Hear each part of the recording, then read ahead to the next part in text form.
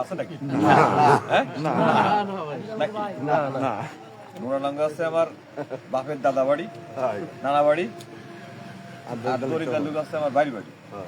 আমি আমাকে আপনার সন্তান নাকি? আর আমরা যারা এখানে বসবাস করি, বিশেষ করে পিসি কলেজের এই পাশ দিয়ে আমরা একটা বেল্ট নিয়ে বসবাস করি, একটা এলাকা ভিত্তিক, ঠিক কিনা? ধরেন এখানে কথা বলতে আসলি রফিকুল ইসলাম রুমির কথা না বললি কথা অসমাপ্ত থেকে যায়।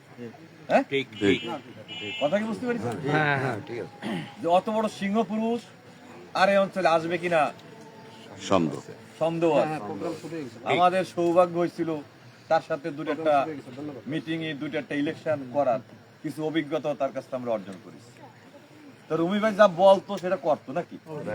হ্যাঁ, রুমি ভাইয়ের পরে যদি এই অঞ্চলে কোনো বেটা মানুষ আসে, সে কে?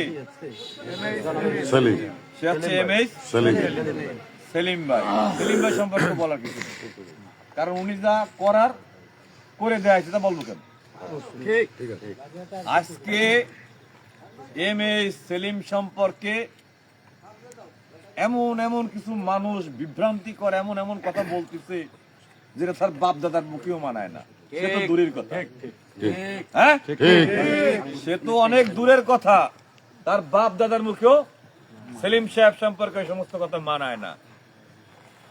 আমরা বলতে চাই আমাদের এই অঞ্চলের মানুষ সবাই আমরা বিএনপি করা মানুষ। আওয়ামী লীগের আমলে আপনারা কি নির্যাতন কি ইসের ভিতরে ছিলেন আমরা কম বেশি সবাই জানি। 2-4 জন 5 জন 10 জন সর্বোচ্চ 10 জন লোক এই জায়গাতে পয়সা করি মালিক হয়েছে। 10টা ছেলে নাকি? অবশ্যই। হ্যাঁ, ভাগ্য পরিবর্তন হয়েছে আওয়ামী লীগ আসে 10টা লোকের, আর 10,000 লোক আমরা নিষ্পেষিত হয়েছি। কথা কি বুঝতে পারছেন? আমরা নিষ্পেষিত হতে চাই না, আর 10টা লোক পয়সা মালিক হতে চাই না। আমরা চাই সমতা। যার নেতৃত্ব বাঘের মতো থাকবে, যদি পুলিশের দিকে তাকায়, যদি ম্যাজিস্ট্রেটের দিকে তাকায়, জজের দিকে তাকায়, তাহলে যেন মনে করে যে একটা বেটা মানুষ তাকাইছে। সেই বেটা মানুষ হচ্ছে এমএস সেলিম। কোন দল, কোন মত, কোন পথ নেই, কোন আওয়ামী লীগ, বিএনপি, জাতীয় পার্টি আর জামাত নেই, হিন্দু, মুসলিম, খ্রিস্টান, বৌদ্ধ নাই। যারা আমরা মানুষ, এমএস সেলিমের কাছে প্রত্যেকেরই সম্মান আছে। যারা মানুষ, সে খেটে খাওয়া হোক আর যত উপরতলা লোক হোক। অতএব আমাদের বক্তব্য একটাই, আপনারা যে যাই বলেন না কেন, কেউ ধানের শীষ নিয়ে আসুক, কেউ অন্য কিছু নিয়ে আসুক, কেউ দাড়ি পাল্লা নিয়ে আসুক, আমরা চাই এমএস সেলিমকে। কথা কি বুঝতে পারছেন? ইতিমধ্যে আপনারা জানেন একটা ধর্মভিত্তিক দল তারা অল্পতেই বেহেশতের টিকিট বিক্রি করে। এই বেহেশতের টিকিট কিনেছেন নাকি কেউ? এখন নিয়ে পারেননি, অচিরেই হয়তো আপনাদের কাছে বেহেশতের টিকিট নিয়ে যাবে। আপনারা যদি, আমরা তো মুসলমান ম্যাক্সিমাম সবাই, এই বেহেশত দেওয়ার মালিক কে? আল্লাহ। আল্লাহ ব্যতীত যদি কোনো বান্দা যদি বলে যে আমি তোমারে বেহেশতে পাঠাবো, সে কি আর মানুষ থাকতে পারে? সে ইবলিস হয়ে যাবে। আর ইবলিস হচ্ছে শয়তান।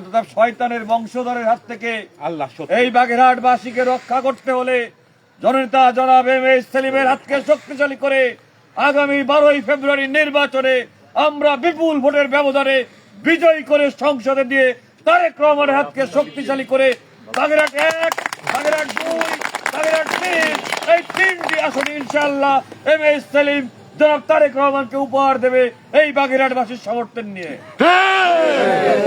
অতএব আমরা কারো পাতা ফাঁদে পা দেব না। আমাদের বিজয় সুনিশ্চিত জেনে বিভিন্ন মানুষ, বিভিন্ন সংগঠন আমাদেরকে বিভ্রান্তি করার চেষ্টা করবে, আমাদের পায়ে পাড়া দিয়ে আমাদের সাথে গন্ডগোল করার চেষ্টা করবে। আমাদের গায়ে যদি কেউ পাড়া দেয় তাকে বুকে নেবেন। কথা কি বুঝতে পেরেছেন?